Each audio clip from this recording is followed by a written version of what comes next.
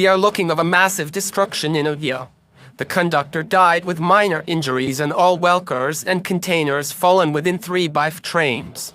One is -9 and the 2 are S-44s. So if you see this footage, this is likely recorded on drone.